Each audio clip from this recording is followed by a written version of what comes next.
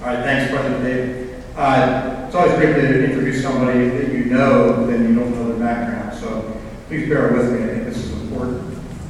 Ed McGee serves as the general manager of Harley Davidson Motor Company's York vehicle operations, where he oversees the production of over 100,000 touring and Softail motorcycles annually. He's also charged with the $100 million plus physical and cultural transformation of the consolidated new factory York. Ed's been with Harley Davidson since 2003. In his previous role as general manager of capital drive powertrain operations, Ed oversaw the production of transmission and engines for all Sportster and air-cooled Buell motorcycles. Prior to returning to manufacturing, Ed was the director of service strategy and technical communications. He led the development of service strategy for the quality, operational excellence, and technical services division of Harley Davidson. Prior to his service role, Ed was the process lead for manufacturing engineering at the Kansas City Vehicle and Powertrain Operations Facility. Ed's first position at Harley Davidson was at York, where he worked for the materials organization developing and mapping material process flow for the startup of the Softail plant. Prior to his experience with Harley Davidson, Ed earned a Bachelor of Science in Mathematics in 1987 from the U.S. Naval Academy. He served in the U.S. Marine Corps from graduation until 2002 as a navigator in A-6E Intruder with the Marine All-Weather Fighter Attack Squadron 332. Remember, I looked that up. They were known as the Moonlighters, and the F-18B Hornet with the Marine All-Weather Fighter Attack Squadron 224, known as the Fighting Bengals. So between the Moonlighting Bengals, I don't know where we're one there. Departing the Marine Corps as a Lieutenant Colonel in 2002, Ed's highest awards include the Meritorious Service Medal, Air Medal with Strike Flight Numeral 1, and the Navy and Marine Corps Commendation Medal. Ed has a master's degree in public education from George Mason University and a master's degree in business administration from the daytime MBA program at Duke's Fuqua School of Business. While at Fuqua, Ed was elected MBAA president and was the inaugural recipient of the Keating Leadership Award. In 2009, he was a recipient of the Alumni Award for Exemplary Service and was selected as a Diversity MBA Magazine 2009 Top 100 Under 50 Diverse Executive Leaders and a Savoy Magazine 2010 Top 100 Most Influential Blacks in Corporate America. This is intuitive. Ed is an avid motorcycle enthusiast. I don't know why I had to put that. And enjoys riding his 2013 Harley Davidson, again, sort of counterintuitive, Screaming Eagle Road King. Ed is married to Jamel Thompson McGee of Birmingham, Alabama. Ed and Jamel are the proud parents of 2 daughters, Maya and Layla. Please give a warm Rotary Club of New York welcome to Harley Davidson York General Manager, Ed McGee.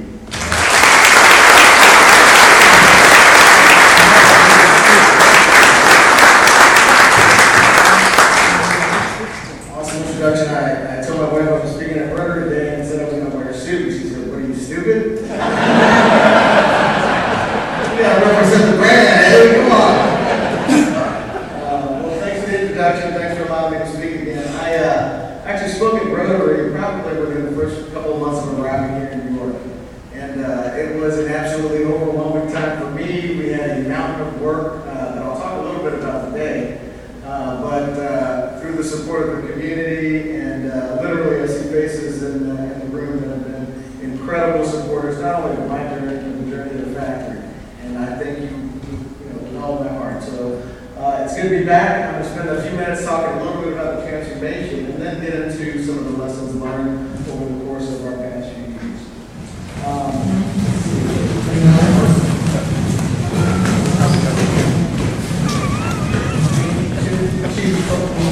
Is that there we go. Click. There you go. Let me see. There we go. Awesome. You got it. All right. Awesome. All right. So just to give you a little perspective on where we were in 2008, we used to joke that frozen pizza, booze, and Harley Davidson were recession-proof. What we found out was that booze and frozen pizza are actually recession-proof. So, Harley Davidson has truly been a Phoenix story a number of times. And you look over our, 110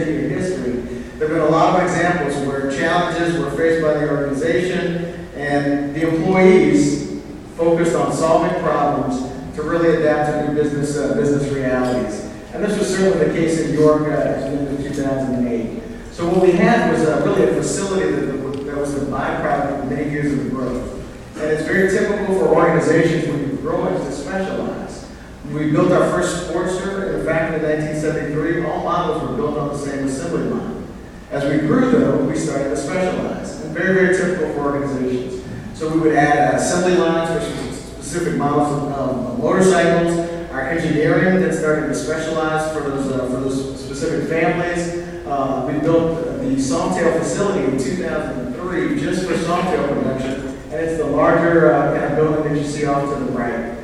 So literally, as we continue to grow, it was fantastic if your company continues to grow. So who has a strategic plan for their company where they're going to grow forever? Go ahead and raise your hand.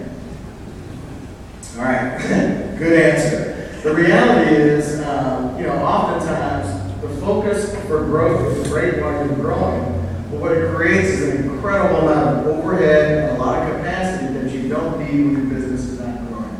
So I challenge all the business leaders to really think about when you do get into that growth mode, think about what happens in the downturn. And it will force you to make really, really good decisions, I think. And in this case, we didn't make good decisions, and it impacted the factory in a pretty significant way. So we had a consulting firm by the name of Oliver come out and do an assessment of the factory in 2008. And basically, their feedback was that it looked like an archaeological dig of lean tools. All right. So the folks in business who've done those types of initiatives, whether it's Six Sigma or operational excellence, I'm sure you've got a drawer full of T-shirts, and celebrations where you kicked off initiatives around lean and getting focused on those types of activities. But the reality is what we had was a culture where those tools didn't really stick and they were not so much ingrained into the culture. The factory's focus was around production, not lean and continuous improvement. So 2008 brought some significant challenges to the factory. And in manufacturing, our strategy turned towards three simple things. We had to be focused around being competitive. We had to be flexible in terms of our people, our processes, and our ability to deliver motorcycles to the customers. And then this new concept of global manufacturing footprint.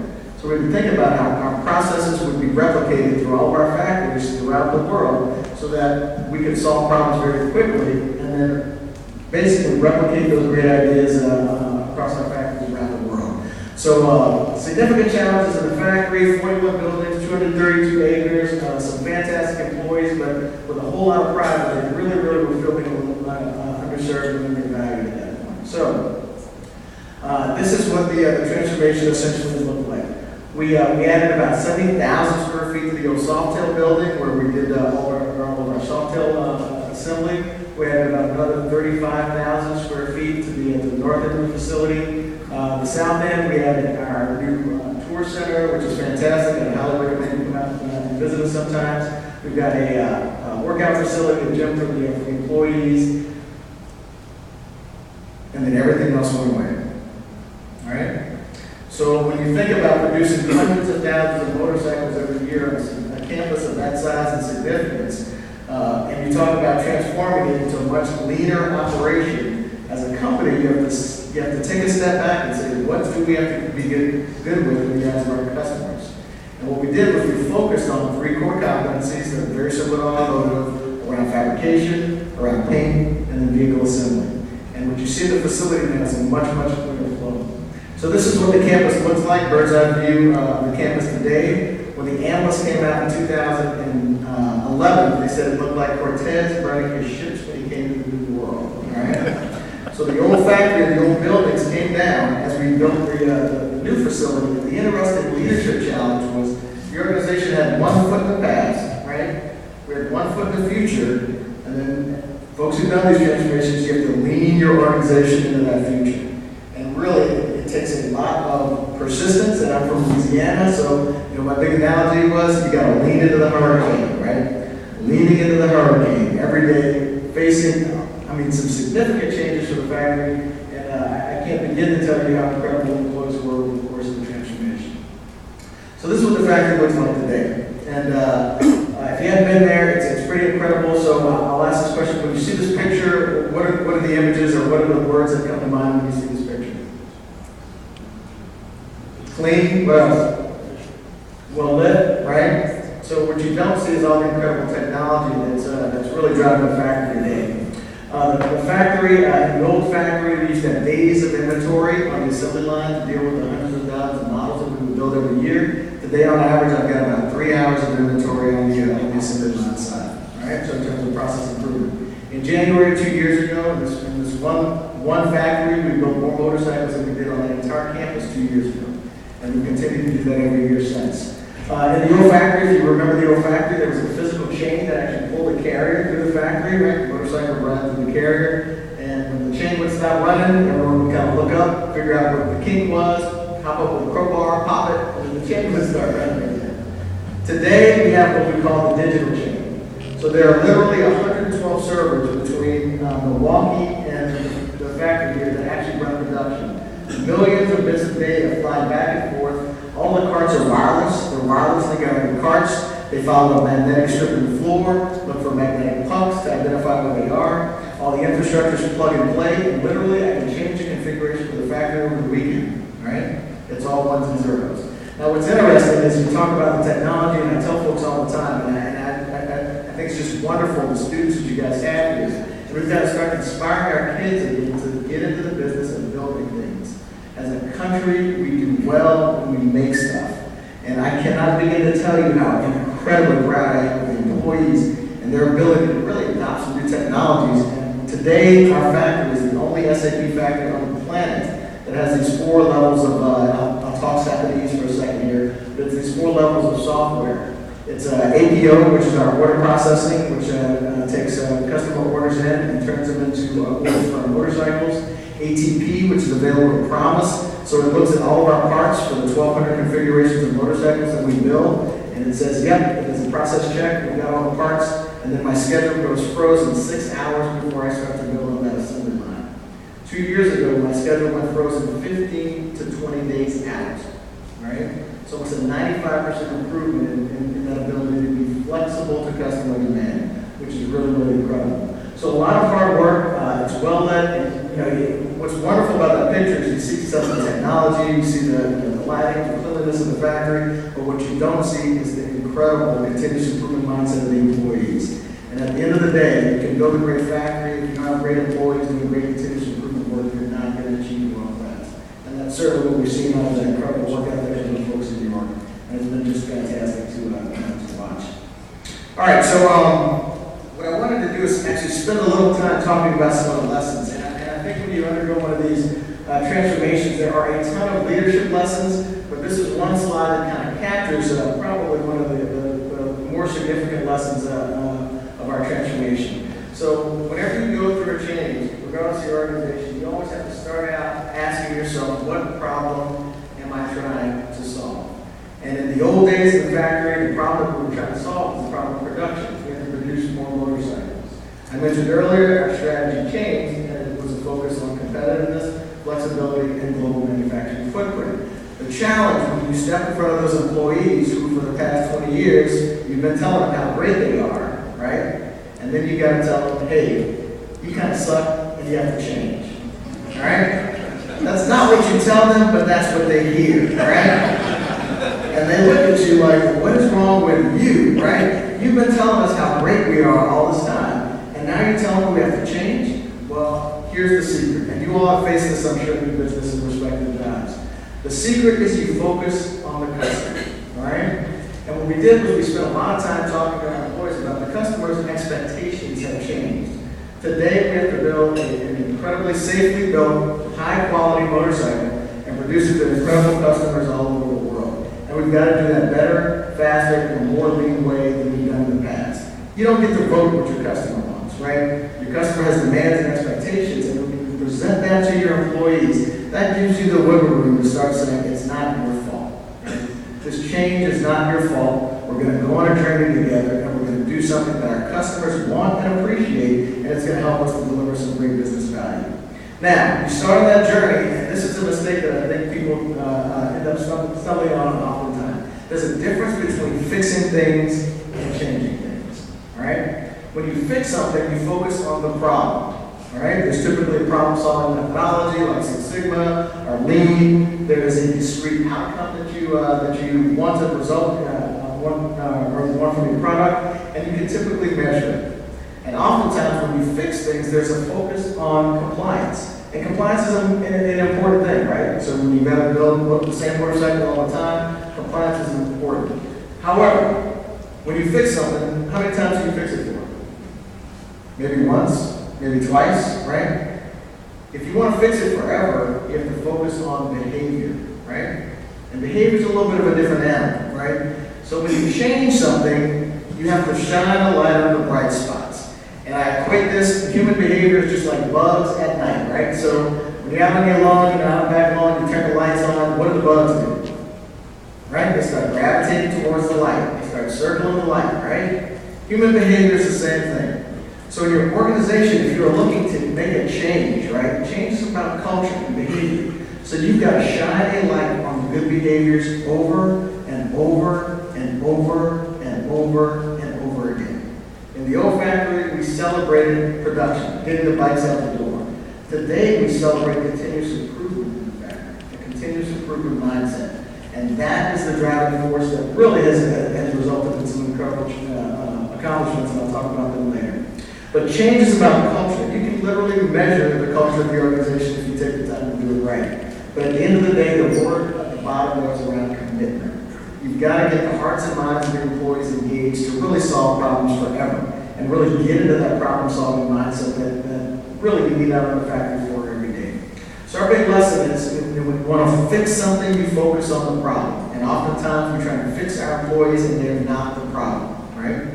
If you want to change something, you have to focus on the bright spots. You have to celebrate the bright spots over and over again. And even those crusty old conventional employees who sit there with their arms folded all day long, they start to gravitate toward those good behaviors. And that's how you create sustainable change in an organization. So great lessons there. So what are some of our bright spots?